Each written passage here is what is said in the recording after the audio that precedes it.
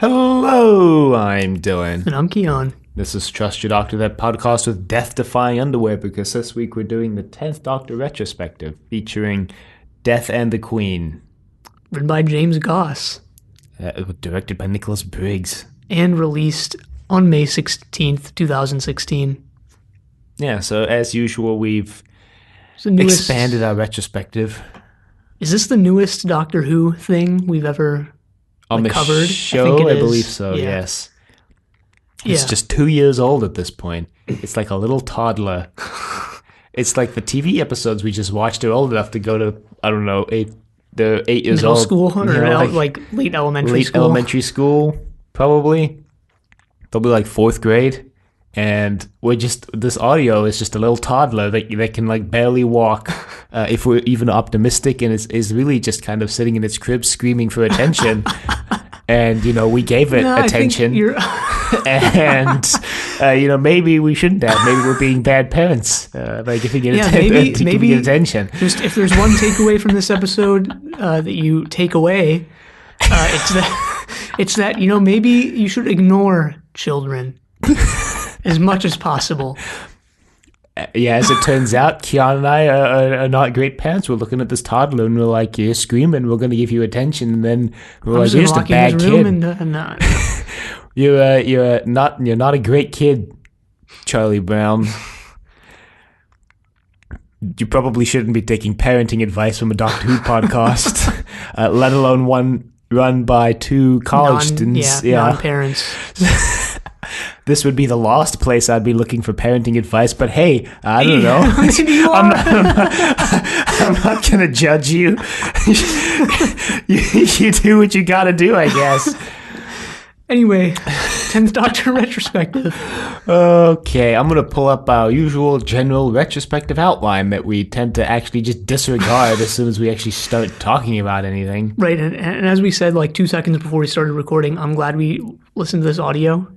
Because the retrospective itself is probably not going to be too in-depth. The 9th Doctor one, we did the 2005 annual. Right. So that one, it felt a lot more in the moment. Felt a lot more, especially because the 9th Doctor was one season. Felt a lot more just fitting. We had a lot to talk about, especially because it was the first season of the new series. Right. Here, I think we've said a lot of what we wanted to say in previous episodes. Right, but I still think there's a couple things we can say to kind of put a point on this, I guess. I don't know why I used that metaphor for this. Yeah, so I guess the way we're going to do this episode is very experimental. Like, it appears every retrospective we ever do on this show is completely different in structure and format. We're going to try and explain the plot of this hour-long audio drama, which I just realized means that it's entirely possible this episode will be longer than the content we're covering. This hour-long audio drama, and kind of as things come up that we want to talk about, we're going to talk about them. Essentially, the audio is going to form the backbone of this episode. Right, and we'll be talking about things as they relate to like the 10th Doctor's era as a whole, how this audio ties back into it, something coming out 6 years after the 10th Doctor's run on TV ended, and just what we think of the 10th Doctor era in general. Right. It's going to be very weak backbone because this story was very middle of the road, in my opinion. Right. This is part of a trilogy. I'm forgetting what the trilogy is called. 10th Doctor's Adventures, Volume 1. Was it just Adventures? Yeah. This was called the best one, or according to the reviews on the Big Finish website. Reviewed more highly than the other two. But I didn't think it was that great, so I don't know what that says about the other two. Yeah, I'm a little skeptical. It wasn't bad. It was just okay, really. Kind of just meandering for a lot of it. I guess as many episodes in the 10th Doctor era kind of were.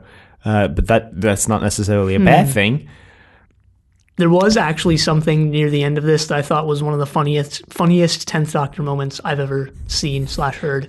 Well, so it begins with the pre-title credits stinger where the Doctor runs into the castle and he's like, "I need to see the Queen." And then we hear Donna's voice going, "Yeah, well, you're talking to her." And then cue title credits. Right. This sort of begins like in the middle of the story. It does one of those things. I guess it's in media res, but it does one of those things where it's like, so how did it all come to this?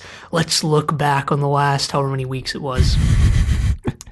Yeah, because then they get really meta with this too. Donna's like, flashback, and the doctor's like, no flashback, and Donna's like, yes, flashback. So they flash back to a couple weeks ago with the Doctor and Donna visiting the kingdom of No, they land in, I think, Monte Carlo. They go to a casino, and the Prince of Goritania is there. And she, like, doesn't believe him because the doctor's like, Goritania is not a real place. And later on, they're like, yeah, the prince has to leave Goritania to find a bride, as we find out why later on, because everyone in Goritania knows what happens to the bride of the new king. Right. Except for the Queen Mother. Weird. So, I mean, she knew. I have a lot of problems with the plot of the story. I feel like there's a lot of plot holes with things they introduce near the end of the story, and I'm going to talk about that later when we get there. But anyway, Donna's like, yeah, so I found this guy, and his name is Rudolph. And the doctor's like, your name is seriously Rudolph? And he's like, yep, that's my name, Rudolph. Why is I actually don't remember that exchange, but like, why is that? I guess because Rudolph the Red-Nosed Reindeer. I guess it's one of those off-limit names now. Like, yeah, Adolf. Yeah, like Adolf. That's the one. Like Adolf. Yeah.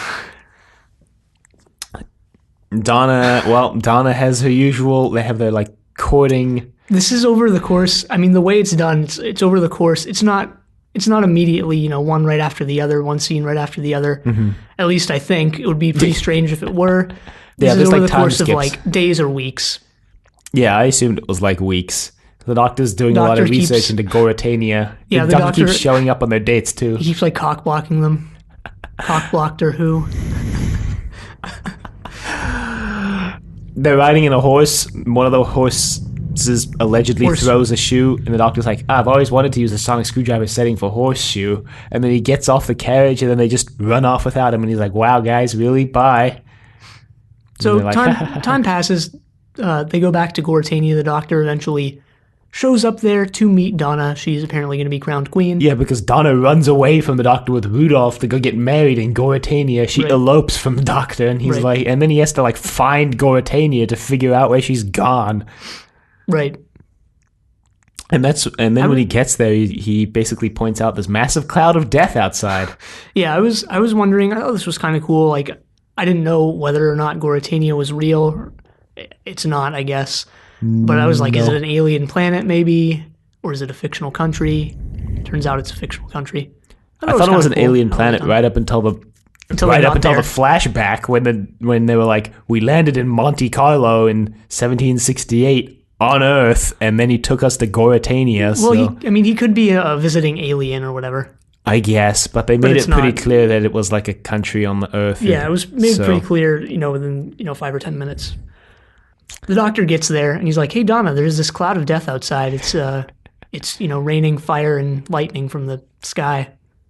Well, so there's these funny kind of Russell T-esque moments in the flashback where she's like, "The Queen Mother loves me," and then it flashes back to them at dinner where the Queen Mother's like, "Donna, you suck. I hate you." Yeah, a couple scenes actually of, I don't remember exactly what they were, but just Donna being berated and just berated. But she's going to go through with the marriage anyway. Well, it's weird because Donna in this story to me felt like very early in Donna's run, honestly. Yeah, it did. Donna was like very, what's the word I'm looking for? Bossy and loud and just kind of obnoxious and grating. There were a lot of things in the story that felt like they were ripped straight out of The Runaway Bride.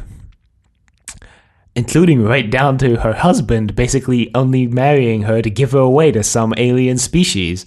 Yeah. So, that's kind of weird, honestly. I don't find it weird, and I don't necessarily think that's a problem that they just took these points from another story. They just don't do it, one, as well as that other story, or even that well just on its own in general. Well, they just don't do anything interesting with it. Yeah, it's just not interesting. It's just, there's not a reason to listen to this over watching Runaway Bride. Well, unless you've seen Runaway Bride and you just want something else. But like the reason why we watched and listened to it. The best things in this for me, because I didn't think it was bad. I just didn't think it was very strong. The best things in it were the comedy moments, honestly.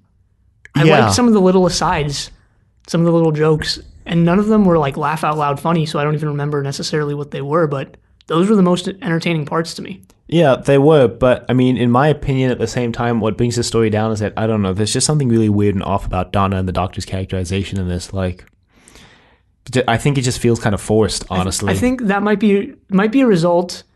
I think the dialogue isn't all there, but that also might be a result of, we just finished the 10th Doctor's run. Mm-hmm. We've seen them grow, I guess. We just came off of, some character development heavy stuff, and now we're going back to this earlier place. I mean, I think it's really just they're coming back to the role after 5 years and they're trying to find their footing again, but it just all feels very forced to me. It feels like James Goss watched through Series 4 and then basically forced the pieces to fit in terms of his characterization, because the Doctor feels like very... I don't know, something about him just feels really off to me in this story. I'm trying to place my finger on what it is, but it feels like he's very kind of panicky. He's really self-centered in this story, which doesn't really jive with, like...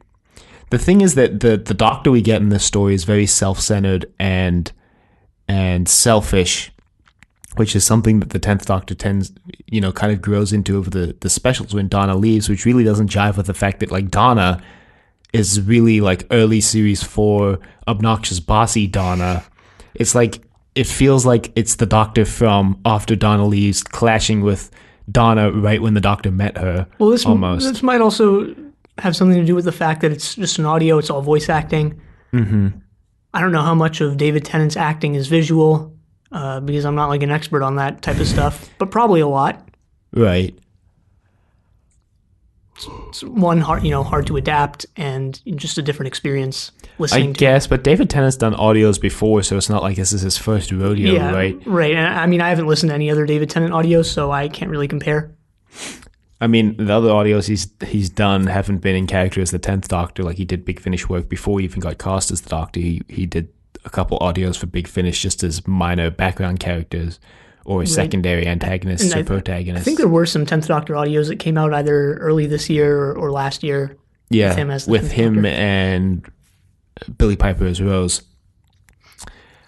Might have been interesting to listen to one of those, but I think we're just so burned out on Rose, honestly, because this is probably a good time to talk about this. Russell T never let Rose go. Right. Well, when we decided to do this, we were like, well, we have to do one with Donna, right? We're like, yeah, of course. Well, because we love Donna, and two, because I really want to hear Rose Tyler's name again for the next, 3 months. Because, I feel like, this maybe would have been okay if you had watched these as they aired, because it would have been spread out over 3-4 years. But we watched this back to back to back for 3 months in a row, and it was just Rose, Rose, Rose, Rose, Rose, Rose. Sure. And yeah, I guess we can talk about that now. The fact that Rose was really she never really left. She left, but she never really left.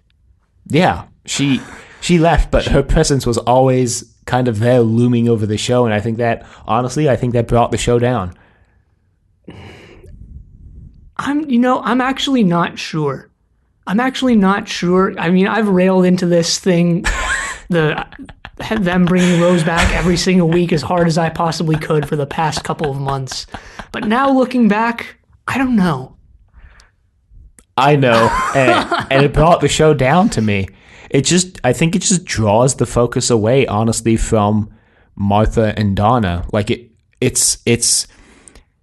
It's like when you break up with your girlfriend or boyfriend or whatever, and you just never move on, right? You just keep talking with them, or you just keep all their stuff around. It's like you can never move on and do something new because they're just always there in your life. I mean, that's basically what happened on the show, right? The Doctor and Rose were almost together, and then they're separated by the walls of the universe, and then we never really get this. We never see the Doctor move on, because for the entirety of Series 3 with Martha, all he does is talk about Rose, and then even when he's with Donna, all they talk about is how Donna and the Doctor are not going to be romantic companions. Right, and that's why, looking back, I'm thinking this might, I'm not thinking it's as bad as I once did with Series 3, with Martha. Mm-hmm. With Donna, I'm still questioning it a lot more, but Martha was... Well, and such, I don't know if I want to say this, but like such an uninteresting character because of like this thing with Rose, and also because of like some behind the scenes stuff and just complications like that. Yeah. But like, since there wasn't much like else to Martha, then I'm like There's more. nothing I'm else like, more to Martha except I'm the rebound after Rose Tyler. right, but like it's that series is at least somewhat interesting with like Martha not trying, but like filling the shoes of Rose and not being able to and not wanting to. There's interesting stuff going on there. And again, it's kind of also stupid to say that like, well, there was nothing else, so of course this is like a good thing. I don't necessarily think that, because they could have done Martha as a better character and, you know, not brought up Rose so much and actually had her be interesting on her own. But like, that's just an interesting role for a character to fill, not one we've ever really seen before on the classic show, of like a companion who the Doctor sees as like a replacement for a previous person. Companion. And she just can't like be that person. I mean, With Donna, I was like, all right, just leave it in the past. But you know, I don't know. I'd have to go back and watch that season again, which I don't necessarily want to, because I don't think it was had the strongest stories in the world. No, Series 3 was questionable. Probably, yeah. Better than Series 2, though. I mean, I still stand by my opinion that Series 4 is the best, not only of David Tennant, but of the Russell T era. Yeah, I think it is. I mean, it's either 1 or 4, and right now I'm going to say, yeah, it was 4. Yeah. But I mean, then again... the Russell T era, the Russell T era. Yeah. But then again, you know, we're also coming right off the heels of watching Series 4, so... Yeah, that's true. Recency bias may or may not play a part in that. I don't know. I'm just kind of really irritated by the fact that Rose never really leaves, and I think part of the reason maybe why I'm irritated about that is also because they like basically dumpstered Rose's character in Series 2. Well, Rose was also, and this is a result of them bringing back the show after so long, Rose felt done after Series 1. Mm-hmm. Right. And then keeping her on was probably a good decision in terms of like the TV making aspect of this and getting people to watch Series 2 and having the show like continue on and, you know, grow and stuff. Right. But at the same time, it's like the sequel to a movie that had like a really good ending.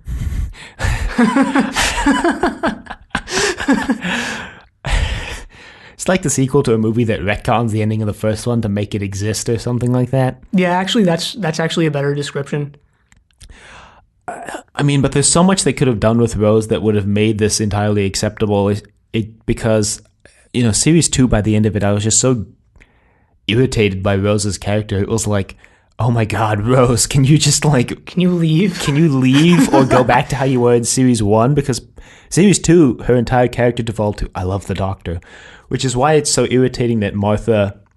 Because I think, yeah, it was interesting that Martha is like considered this, quote, replacement for Rose, but the reason why that just completely falls flat on its face, in my opinion, is because by the end of Series 2, what was Rose's character? I love the Doctor, and that was it. So this replacement character is like, what are you replacing? You love the Doctor, right?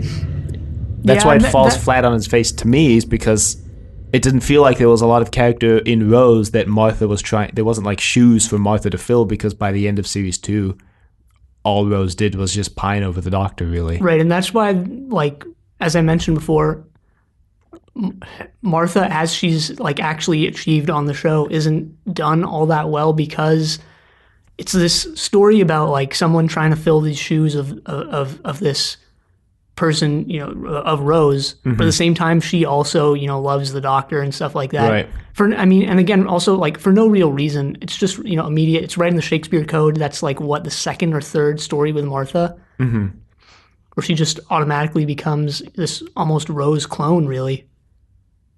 Yeah, I mean, it's by the end of Shakespeare Code, or, you know, because they even go through this whole thing, they introduce Martha exactly the same way they do Rose. They do one story set in the present, and then they go to the past, and then they go to the future, which is the exact same 3 in a row that they did for Rose back in Series 1, because they went in the present. Actually, I think they went future first, then the past. Yeah, they did. Then they went to the end of the world, and then they went back to Charles Dickens with Rose, and then with Martha, you know, they went to New Earth, and then And they in went Gridlock, back- and yeah, then they and- went back to Shakespeare in the Shakespeare Code.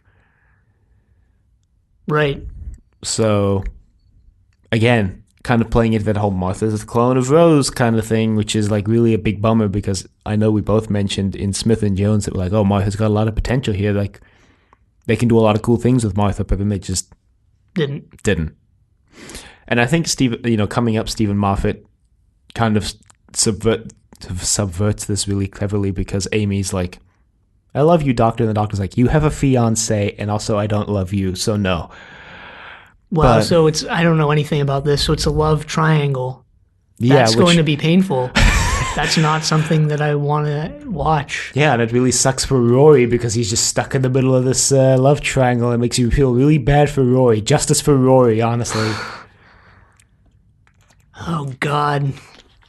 Can they just take romance out of Doctor Who in general? Yeah, thankfully they do when they get to Peter Capaldi. I was going to say they probably do at some point. They do when they get to the 12th Doctor. But yeah, season-wise, I do think Series 4 drops Rose a little harder than Series 3 does. It does, but there is that like subtle overtone of Rose, subtle shades of Rose in that coloring.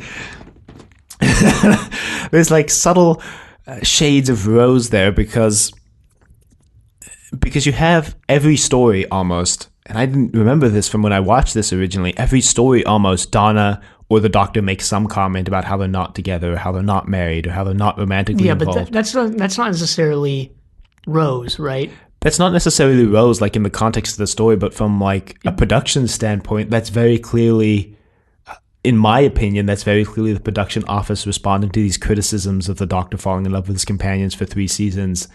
Right. And the production office kind of going, see, we don't have to do romance, see? That's true. And Rose really, and this is Series 2 Rose, so this is the 10th Doctor's era. It's really the first era to come out and be like, yeah, we as in Doctor Who and the people making Doctor Who are going to do romance between the Doctor and a companion. Mm-hmm. It's really the first time it was done on the TV show.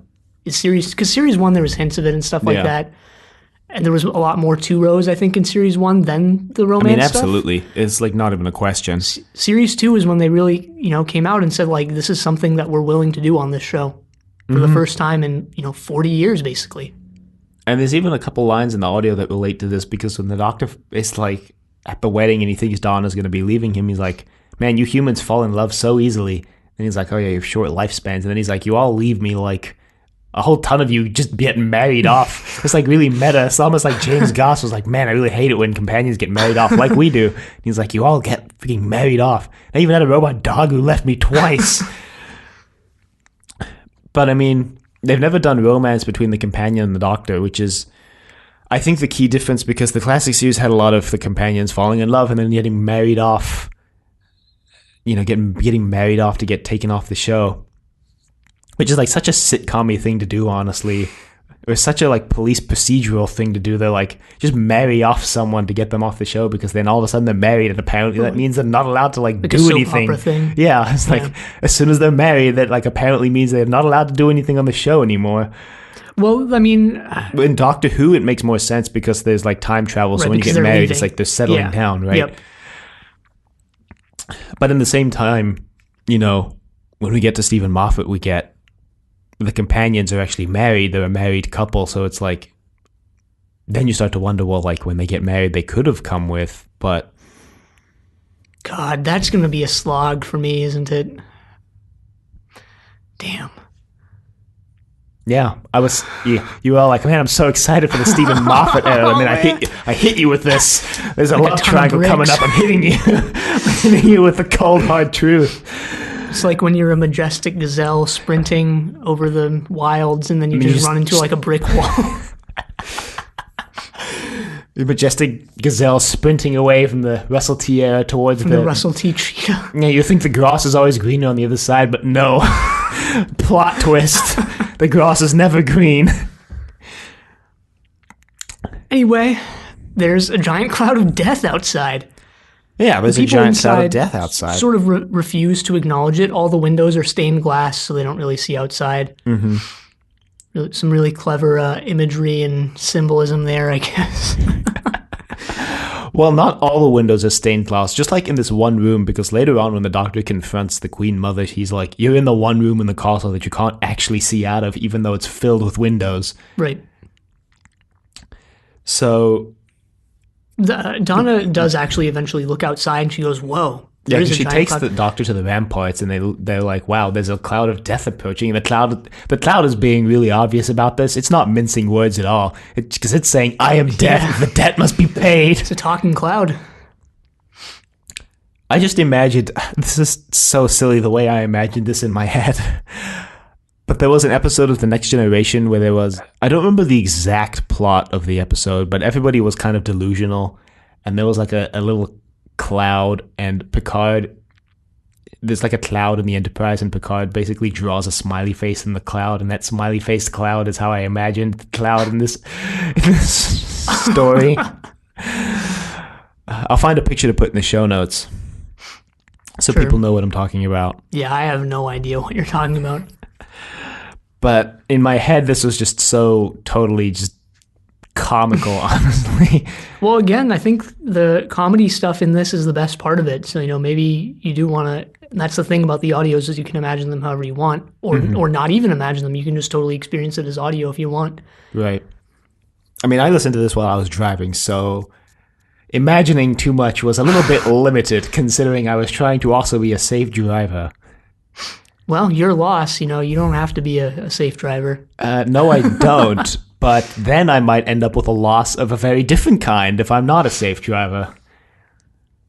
Yeah. Namely, the loss of my life. Well, death is in this, so either way, you had a close run-in with death. If I remember correctly, the people in town aren't really panicking at this until Donna sort of starts stirring the soup, so to speak. It's not an actual expression. But I'm just going to go with it. Stirring the pot is, I think, perhaps what you were going for. Well, Donna commands them all to go inside, and then Rudolph basically sends what's left of the army out, and they all just get killed. Yeah, I don't know if he actually sends them out, because all the sort of he sends them townsfolk come inside, and then there's sort of this group of guys who are like, yeah, we got to go fight or whatever. Yeah, Rudolph sends them out because Donna's like really upset with Rudolph about this. She's like, you're just sending them to their deaths, and they go out and they die, and Donna's just like, this is your fault. You sent them out there and they died. And he's like, well, sometimes as king you have to make hard choices. And she's like, yeah, but you didn't have to send them out there to die. Did you really think you were going to win? It's a freaking army of skeletons out there. Yeah, we didn't mention that some skeletons march out of the cloud. And they're approaching the castle. And then the Doctor kind of confronts the Queen Mother because he realizes that she knows something that she's not letting on. Yeah, she knows more than she's letting on. And he kind of says this line like, don't tell Donna I ever said this, but some people are just not worth saving. And I think that's like a good segue into talking about the Doctor's character, honestly, because that line came completely out of nowhere to me, and I was like, whoa. Yeah, again, this is an earlier 10th Doctor. Mm-hmm. This is actually very in line with Runaway Bride. Right. Or not Runaway Bride, the one with the Sycorax. Christmas Invasion. Yeah, Christmas Invasion. Yeah, that's the thing about the 10th Doctor is I think he's had the most robust character development of any Doctor we've had, which is pretty much entirely down to the fact that it's the reboot and people actually kind of care about making this television show, and they're putting effort into giving characters character development and having overarching plot lines instead of hiring a different writer every week and having them kind of be really loosely connected. And also the fact that they get 3 seasons compared to the one that the 9th Doctor had, because the 9th Doctor could have easily had this much character development if he'd stuck around for more seasons. And the 9th Doctor, got his share wherever he had his season, and I think that was good. But the 10th Doctor definitely has more because there's more there. Yeah. And you're right. It probably is the most dynamic a Doctor's ever been from beginning to end. Mm-hmm. And that's definitely in part because of the nature of the new series versus the classic series. I mean, they had the script editor for the classic show, but even then they didn't really try to connect things much. Even the season finales for the classic series weren't really, they were just stories with, a catchy little line at the end, like this is the end of the season. But it was like, I mean, even when they attempted to tie things together, even when they did Key to Time, for example, Yeah, Key to Time and series really try to, 26, Key I to Time think. was 17. Yeah, but I'm just saying also series like, I think it was 26 where they tried to have a lot of these stories about Ace's Right. past. Yep, they had that whole thing with Because the Seventh Doctor they had the manipulating Ghost stuff. Light, and then just Ghost Light, and they had Curse of Fenric, and then they had Survival, which like all three of them had some sort of link to Ace's past and past Right. history. But whenever they did it on the classic show, they always like they either fell flat on their face or they failed in some way. Well, they didn't execute on the bringing it all together kind of aspect, right? Key to Time could have been great, and and it was like story to story, they're building up this thing, like they're building the Key to Time, and the Doctor every week is getting these pieces, and I think that was like a really clever overarching plotline right up until Armageddon Factor, where the payoff is just the White Guardian shows up and he's like, thanks, and then just like blows the key up again. Right, and this is why it's actually, I think looking back at these 3 seasons of the 10th Doctor, the showrunner sort of role, however you feel about it, is probably more a good thing than a bad thing. Because you look at Armageddon, I agree. you look at Armageddon Factor, and God, I'm forgetting who wrote that. It's my favorite Doctor Who story of all time. I can't even remember who wrote it. I feel like we can make a lot of real good guesses at it, since there were like a lot of like writers back then that we know, but I'll look it up. Bob Baker and Dave Martin. That was actually going to be my guess. That would explain a lot. That was going to be my guess, honestly. But you look at that story, and they're a lot more concerned in that story they're more concerned with doing what they want to do with that story than Right. like what the overarching plot or the overarching themes and plot and the whole Key to Time thing actually is.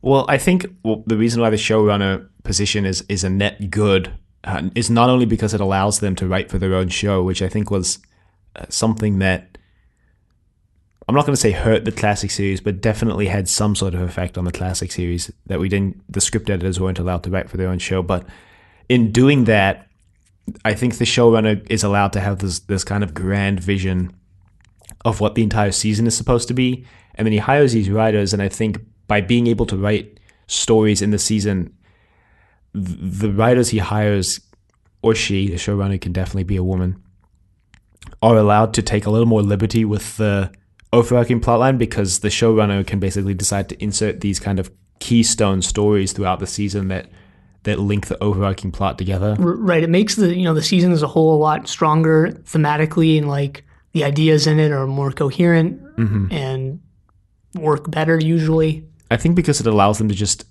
exert more influence over it. I mean, because we had, going back to like series 26, we have JNT and Andrew Cartmel, and they're sitting there and like, man, we really want to do this X, Y, and Z thing, but like, we can't because of all these things behind the scenes. Because we have all this behind the scenes garbage, and because there's like, Andrew Cartmel's not allowed to really write he's not allowed to write for the show unless he basically jumps through loopholes, which they did a lot of the time, actually. Yeah, basically finds loopholes in his contract, and then even still, like, even though he's script editor, there's like only so many changes he can make to the scripts, so he's got these 4 scripts coming in basically for 4 stories that are like, he wants to do this thing with, but it's like he's not allowed to basically just unilaterally like change the script to like fit this overarching vision he has, right? And then not only that, any vision he has to go through J&T as well.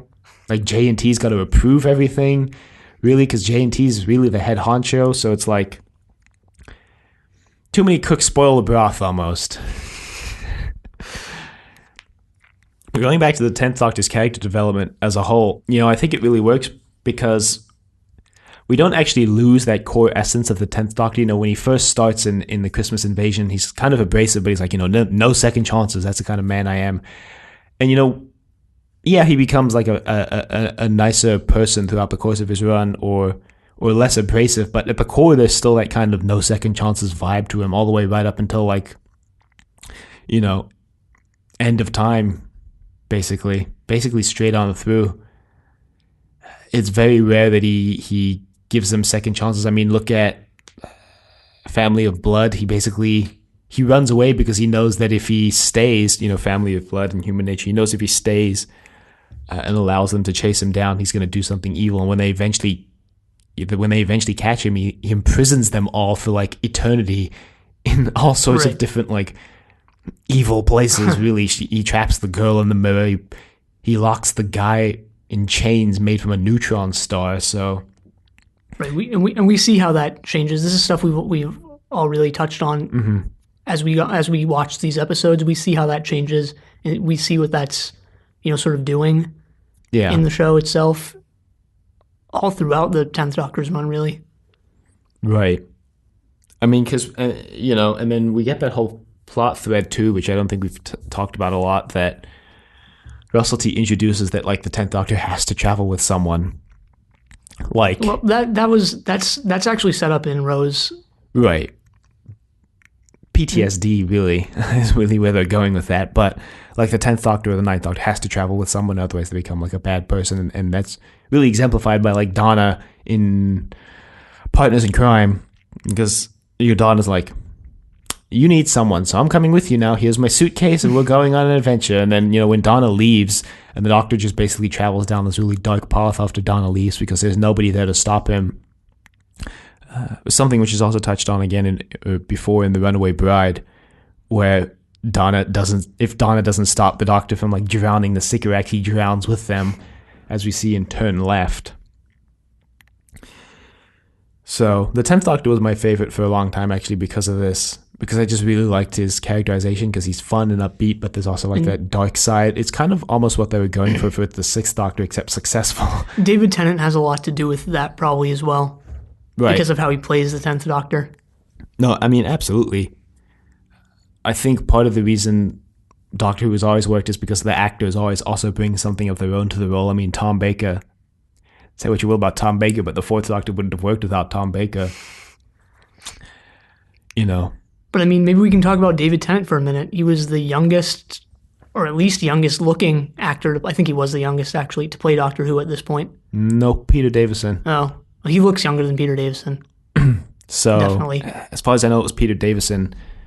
Pretty sure it was Peter Davison. I mean, I don't know. Right up until Matt Smith, honestly.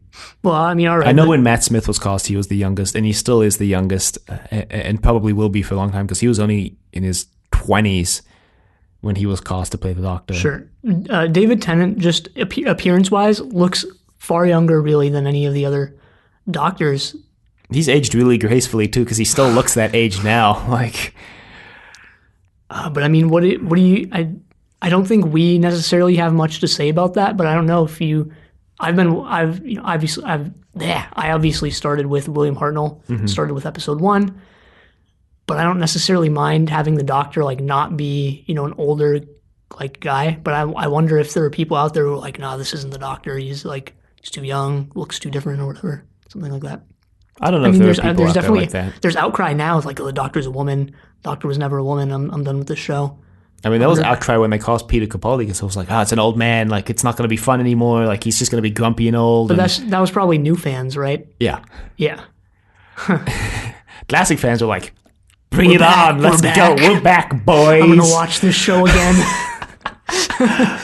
I mean, and there's definitely outcry now about the Doctor being a woman, which to me is like, I don't know. Just cast the best actor or actress for the role. Like, if you want to do something with the role, cast the best actor or actress. And if it's a woman, I don't care. I mean, I don't have a problem with the Doctor being a woman. I can see why people have a problem with that, though. Like, 50 plus years and it's always been a man, and then switching to a woman is it's not outside the realm of possibility, especially in this show. I mean, also when the Doctor regenerates to a woman, it's also not without precedent, and I'm not going to spoil anything for the Stephen Moffat era for you, but by the time we get that regeneration, it's not without precedent within the show itself. Yeah, I think I know what you're talking about, but we'll just save that for later.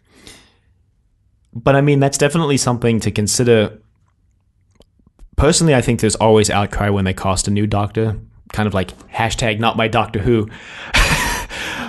Because it's like, it's kind of like rejecting change almost. Like, you don't want the show to change. And I think to a certain extent, well, I was ready for us being an exception to this. I think the vast majority are like, don't want the show to change, right? They want to keep seeing what they like. And I think, in most cases, the vast majority of outcry about a new Doctor is is like knee-jerk reactionism to the fact that it's not who they're used to. Right. Typically, at least in my experience, I know I've always been really hesitant to accept a new Doctor. When I started watching Doctor Who live right at the end of the 11th Doctor's era, I was hesitant to accept Peter Capaldi. I'm hesitant to accept Jodie Whittaker, but I know, even when watching for this podcast, it's always been hesitation and trepidation with the new Doctor. But by the time they get like a couple stories in, it's like, okay, this is the Doctor. Like, the show's still the same. It's just a new character, really. It's a new person playing the same character with. Well, I don't know if the show is the same, really. I think the Doctor. I think the DNA is the same. I think there's like. It's like you take your car in for like a body kit and then you bring it out. It's the same car underneath, but it looks different from the outside. That's the handles differently.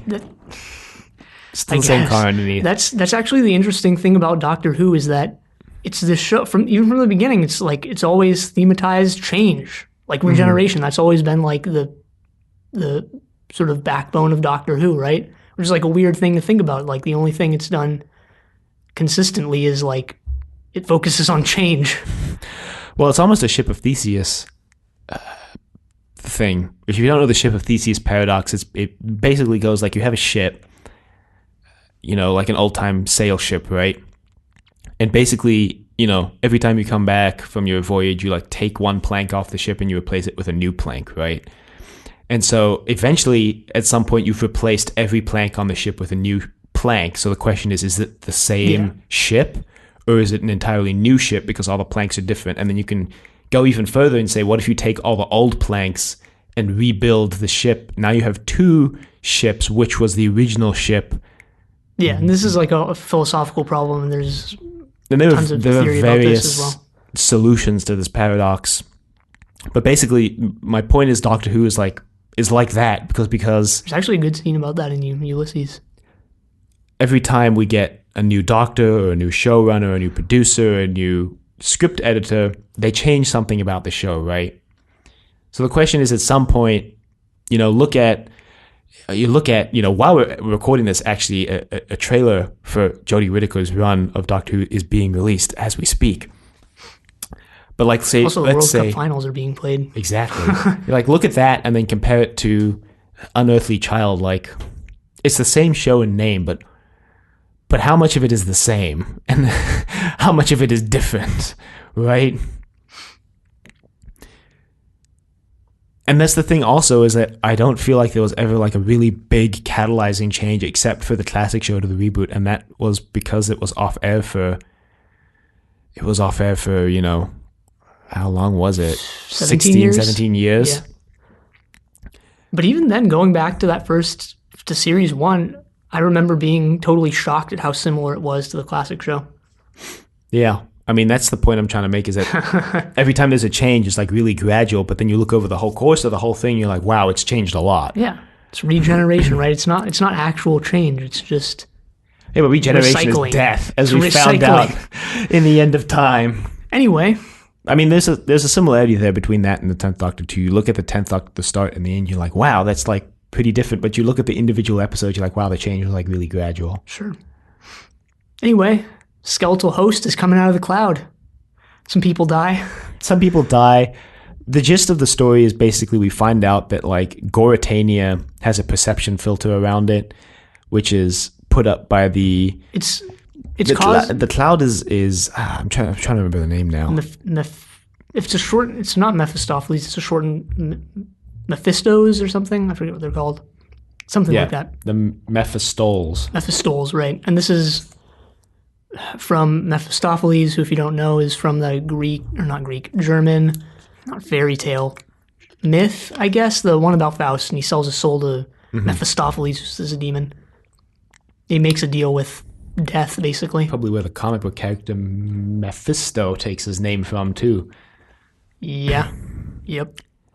But basically, they're intergalactic con men, which honestly I think is a really interesting idea, and I think they should bring them back in some way.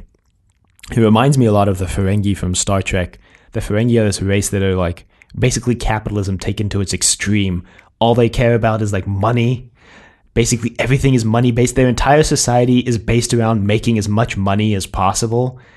And I don't know. They do a lot of really interesting with the Ferengi on Deep Space Nine, and I think they can do a lot of really interesting with this species they've introduced now that are basically just intergalactic con men.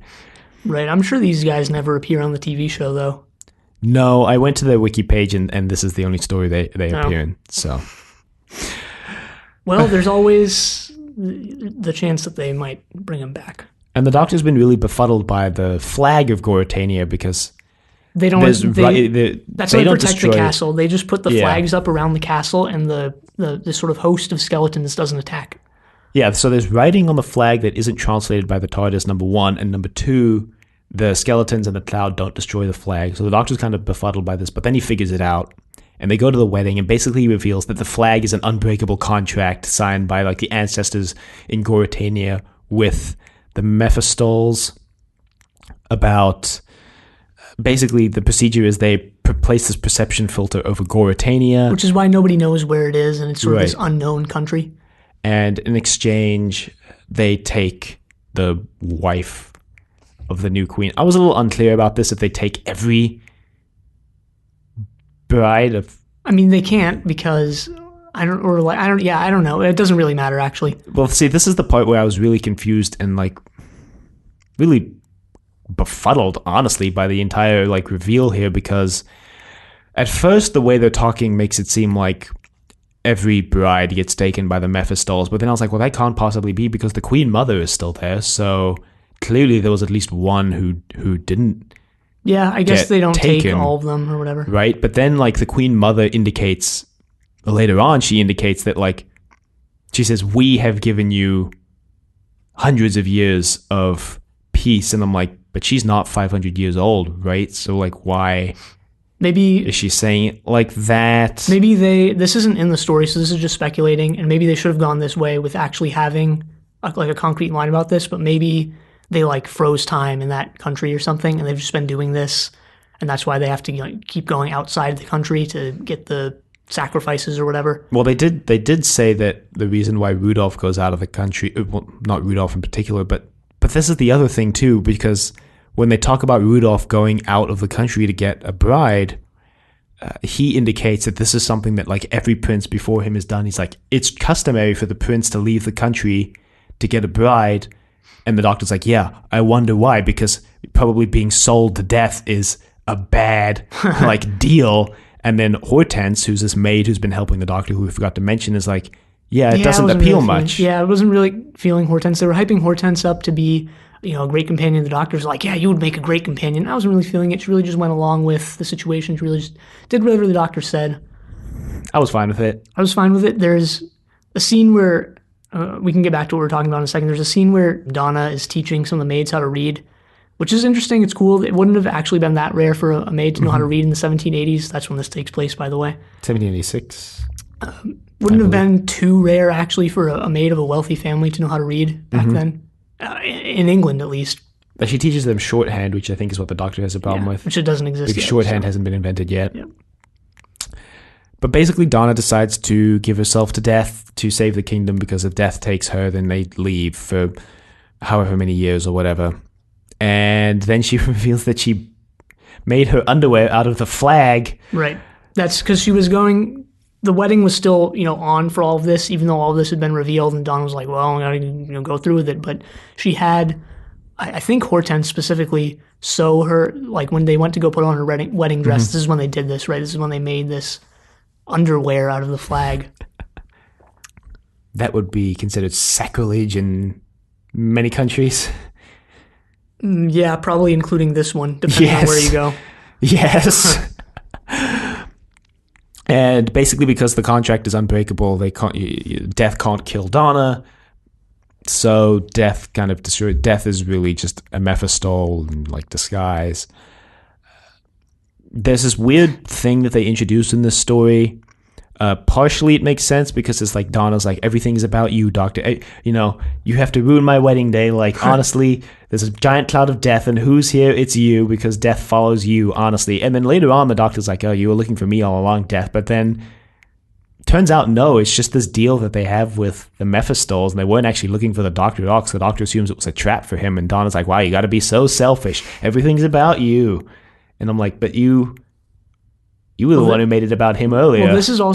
something to do with the TV show as well, because there's this thing like wherever the Doctor goes, death follows, or wherever the Doctor goes, death is. Mm-hmm. And here it's like it's doing, literally death. It's literally death. It's doing sort of the same thing, but it also like depersonalizes it from the Doctor, decentralizes it really from this main character. Right. Which is interesting. Which is why I think it fits in like with the TV show, because it draws in that plot thread at least. I think it does actually. This fits in with, an early Doctor and Donna era TV type thing, but at the same time, I don't think it was too interesting of a story. There's one thing I want to mention before I forget, which I thought was one of the funniest things, I don't want to say in the 10th Doctor's era, because that sort of means you're talking about the TV show, at least as far as I'm concerned, but one of the funniest 10th Doctor things where the Doctor's like, and he's explaining things to Hortense, and he's been going on this rant about how everything he says is right, and he's like, and these skeletons, these are just holograms, and he touches one, and he's like, oh god, it's not a hologram, run! Well, which could have been done really well as like a visual gag, I think, but it still works in the audio form. And Hortense kills the skeleton. Right. Then basically they defeat the army. The maids defeat the army with their spears that have the flag tied around them. This also ties into the whole thing of like the normal person being the greatest thing imaginable, right?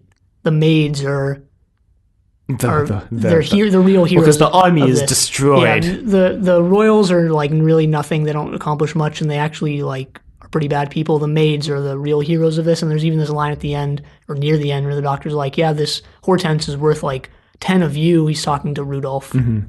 General Hortense, and Rudolph is like, yeah, I guess we can do that. As they're leaving, the Doctor's like, in a couple years, the Republic of Goritania is going to be ruled by Generalissimo Hortense. And I'm like, Generalissimo is a really weird choice of words there, because when you hear that word, the connotation behind Generalissimo, because at its heart, it's not a bad word, but the connotation there is like banana plantation, like Southern America dictator, military dictatorship. So I was just like, that's kind of a weird word to like use there. Yeah, maybe it's one of those off-limit words. Like, I don't think it's off limits. It just has a certain connotation behind it that like, I didn't. If that's what they were going for, then cool, yeah. But anyway, yeah, basically they win and leave, and Donna chews Rudolph out for being a mama's boy. And he's like, no, I'm not. And the mom's like, you sit down, Rudolph. And he's like, yes, Mom. Yeah, so, I mean, not a bad story, really. No. Not really a good one. Just a pretty middle of the road one. It was just okay. I feel like we're back in the classic show, and we're like, yeah, that was just okay. A lot of the classic show was, well, that was just okay. Yeah. But a lot of that was the classic show being produced under compressed time, compressed budget, just a lot of constraints that made it difficult to like really throw yourself into something. And in general, that meant that you would get one spectacular story every season. Basically. Sometimes every other season. Yeah, sometimes not, but generally you get one spectacular story a season and the rest would just be okay. The reboot, since they're not so constrained still constrained, but not so constrained with money and time, it's easier to kind of spread it out over the season and get a lot of good stories and then some mediocre ones. And just the format lends itself better, I think, to actually having a strong TV story, because it's just a single episode rather than 4 or 6 or whatever. We talked about this before, so we don't need to get into it. But yeah. And then I guess this is kind of the point where we talk about the Russell T era as a whole, because this is, the ship is sailing. Next week we enter like an entirely different era of Doctor Who. And there is a little bit, to me, there was a little bit of like, not culture shock, but like when the next era starts, it's like, whoa, okay, this is different. Yeah, so I think this is a good time to kind of look back on the Russell T era and commiserate the loss, I guess. Because, I mean, for me, definitely it was like a culture shock when we went into the 11th hour. It's like, okay, this is different now. This is definitely a different direction that the show is going to go in. So I think this is probably an opportune moment, since we're right at the end of the Russell T era. This is kind of the last episode we're putting out in the Russell T era, to look back on all the greats, talk about that great cast video they made, The Ballad of Russell and Judy. It was all right.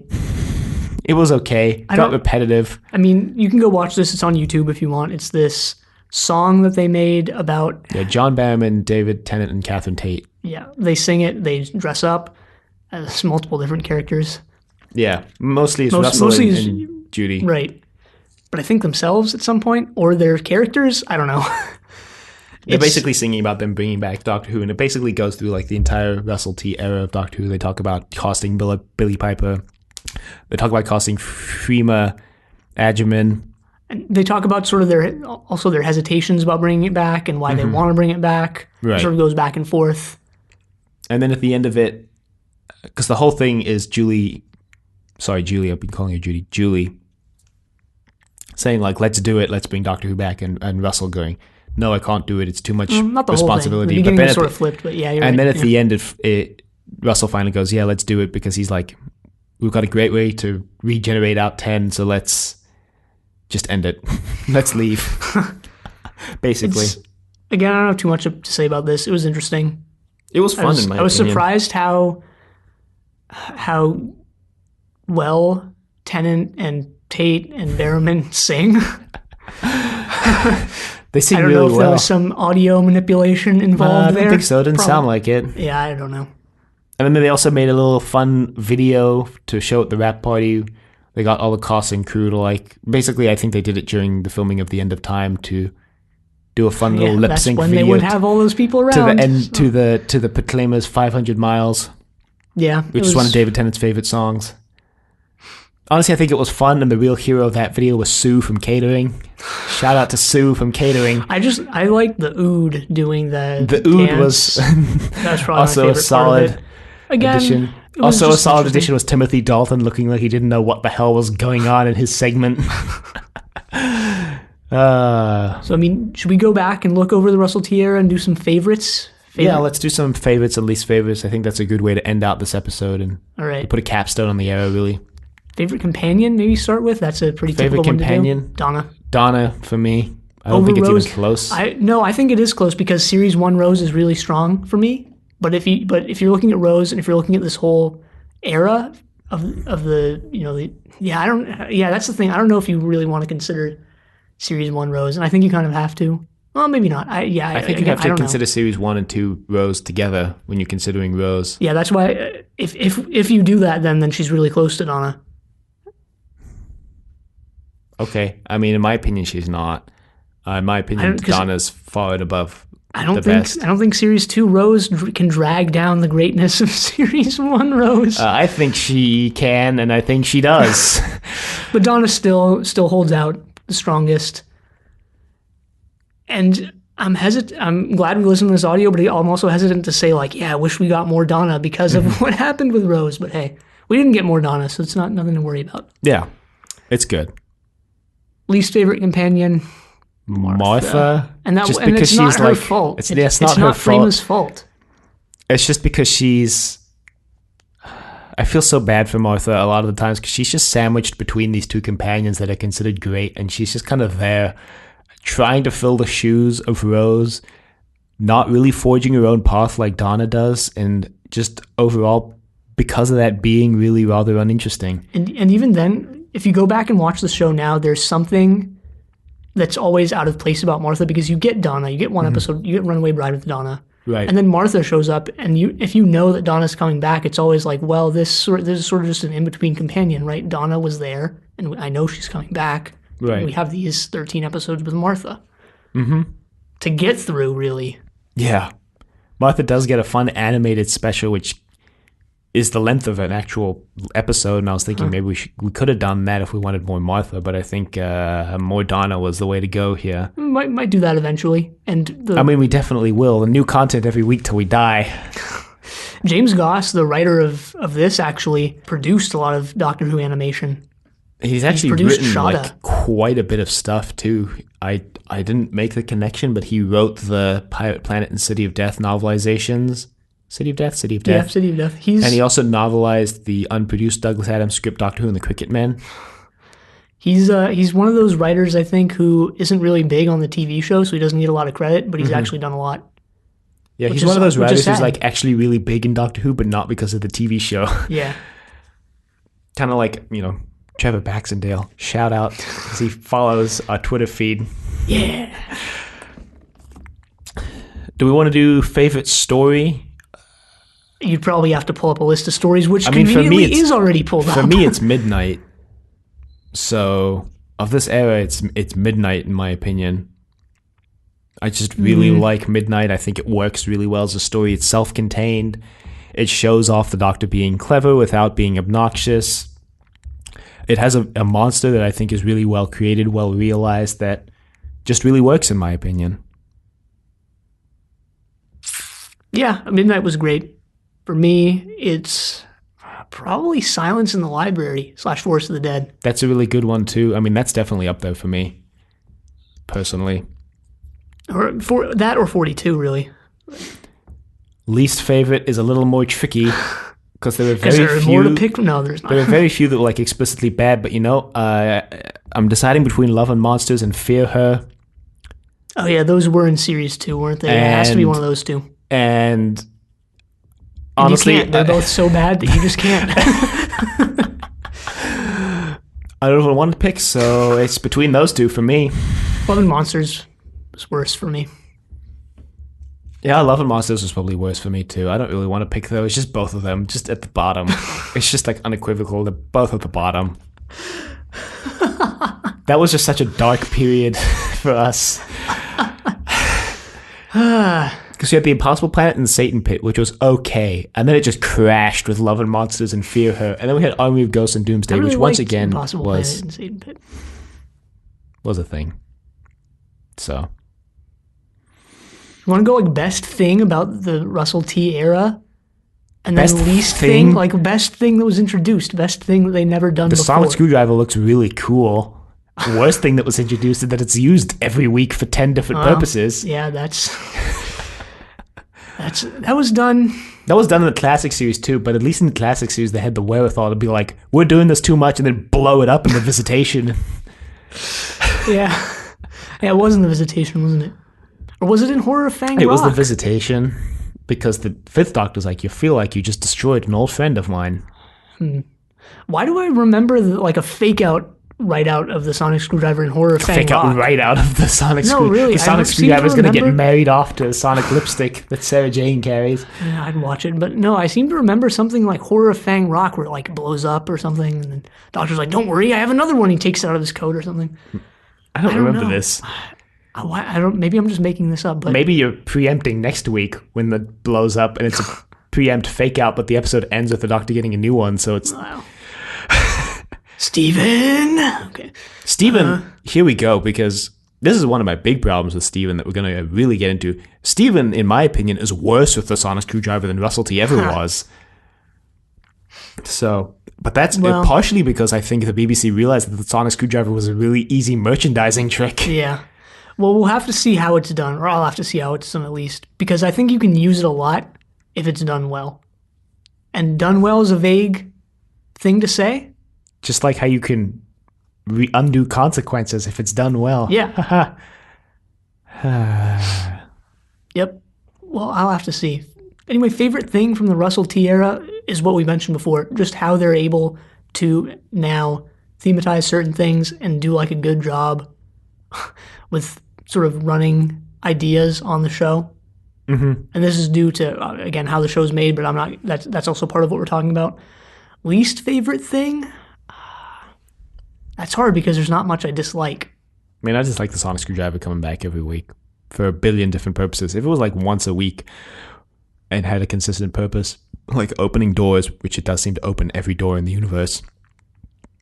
They kind of even play on this in this audio. Donna's like, can't you just Sonic the cloud away? And he's like, I wish. Yeah, that was kind of funny, I guess. But my least favorite thing, probably romance, introducing romance into Doctor Who, at least in such an explicit way. That's fair, I think. And, I was the one before who was like, yeah, bring on the change, all changes. And yet here I am being like, nah, I can't bring this into Doctor Who. But, whatever. Yep, whatever. I'm really excited to get back to the Stephen Moffat era. It's like leaving an old friend who I literally just left behind because Twice Upon a Time was 7 months ago. Weird. Like getting really close to catching up. But still not that close. Not yet, at Like least. a year. Or more. You can email us at thedoctor@decorative.com. Questions, comments, concerns, angry rants, love letters, your thoughts on the upcoming Stephen Moffat era of Doctor Who. There's a couple things personally I want to change about Trust Your Doctor going into this era. I feel like it's a good time to make some changes around here. It's about time for us to regenerate ourselves. And we're going to be talking about that off recording, so we'll see. Anyway, you can find us on YouTube at Decorative Vegetable. You can find us on Apple Podcasts and Google Play at Trust Your Doctor. Be sure to leave a rating if you like the show. Check us out on Facebook, Trust Your Doctor. Like us on Facebook. Also check us out on Twitter at TYD Podcast and follow us on Twitter. And next time we're watching The 11th Hour, but until then, the end.